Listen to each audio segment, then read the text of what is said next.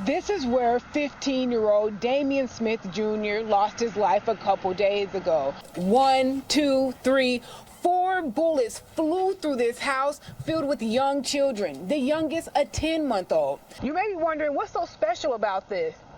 It's what's inside.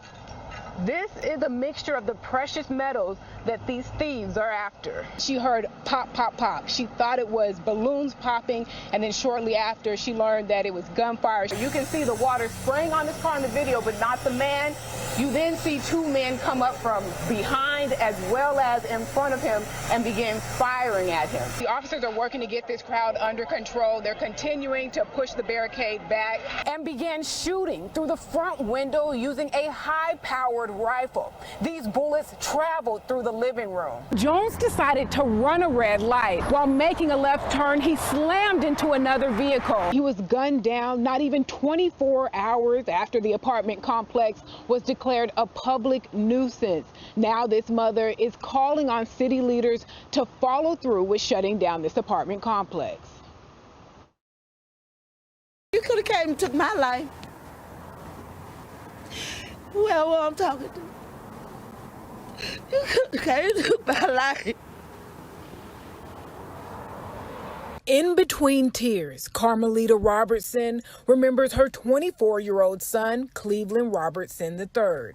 He was a darn good father. He took care of his kids. When they needed something, he made sure they got them. A good father his 2 young children will never know. Cleveland was gunned down at Pepper Tree Apartments last week, hours after city leaders and the DA declared it a public nuisance, and after living there just a matter of days. 2 weeks, and we tried to get him not to go, but he had this love so hard for his girlfriend and them children, and there was no stopping. It's crimes like this that led to Pepper Tree being declared a public nuisance. For now, the complex cannot accept any new tenants, but at least 2 current tenants will be able to renew their leases for another year when the calendar turns to December Wednesday. They need to close that place down. It doesn't make any sense that you can't even raise your family about somebody getting shot or a bullet going through the window. Memphis police have not arrested those responsible for this killing. So if you have any information about who may be responsible for gunning down Robertson's son, you're asked to call Crime Stoppers at 901-528-CASH. Reporting live in Binghamton, Dominique Dillon, Fox 13 News. It's been tough. For days, they've had to survive off of jugs of water like this. Imagine having to cook as well as take a bath, and this is all you have to use. And they tell me they haven't even bothered trying to leave their house because take a look at their car. They have a pretty small car, and it's completely covered with snow. They feel like they're completely trapped here. There's no way they can get out of here. I'm going to take out my measuring tape so you can see just how many inches of snow is in their driveway. I'm counting more than 5 inches of snow in their driveway, so they're literally snowed in. But fortunately, they say that they have caring neighbors as well as church family members who have lended a helping hand. It's terrible. It's terrible. And no way to get water. Danny Hall and his wife Karen have been without running water since Saturday. Their pipes are frozen solid. It went off last Friday night. And when I woke up, Karen told me we have no water.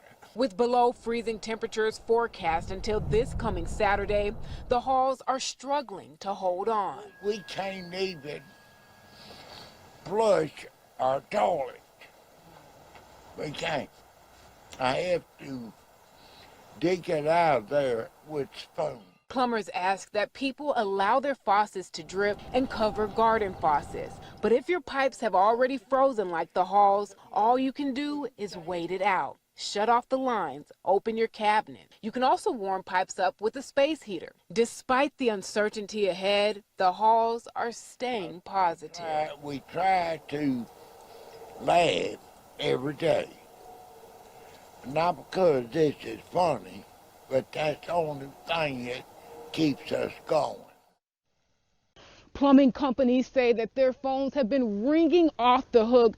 So many people are running into the same issues. Their pipes are freezing and then they're bursting. So once again, just be careful and take heed. Reporting live in Berkeley, Dominique Dillon, Fox 13 News. He let us take a tour of their facility, go inside and see exactly what they have been working on here. As you know, jails and prisons are often described as revolving doors, but to turn things around, inmates here are learning skills behind bars they can use once they walk out those gates to earn an honest living.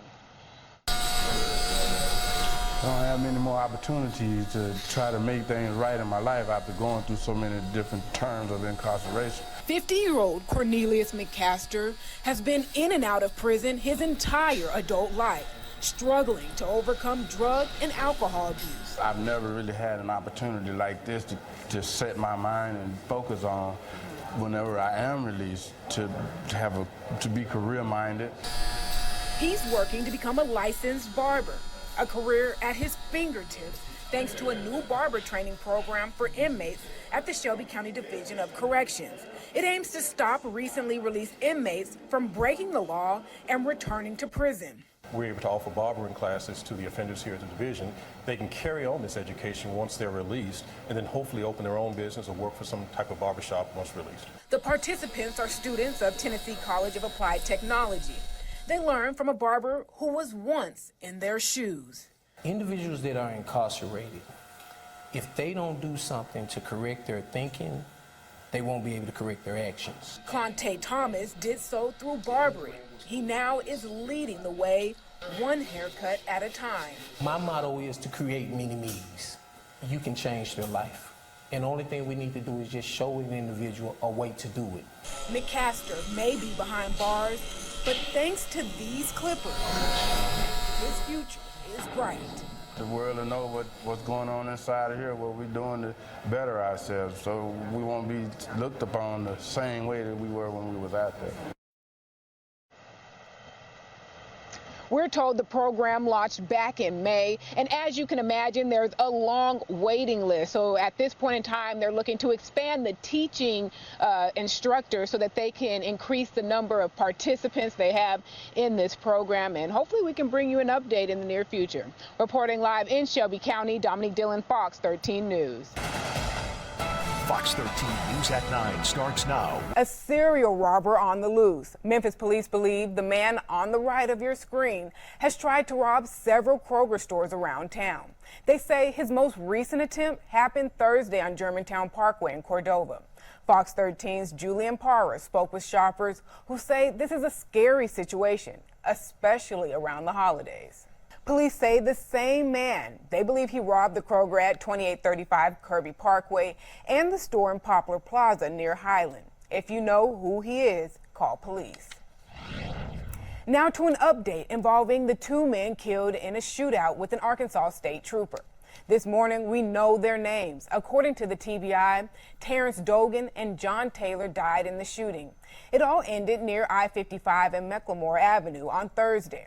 Investigators say Trooper Spencer Morris was chasing Dogan and Taylor when someone in the car started shooting.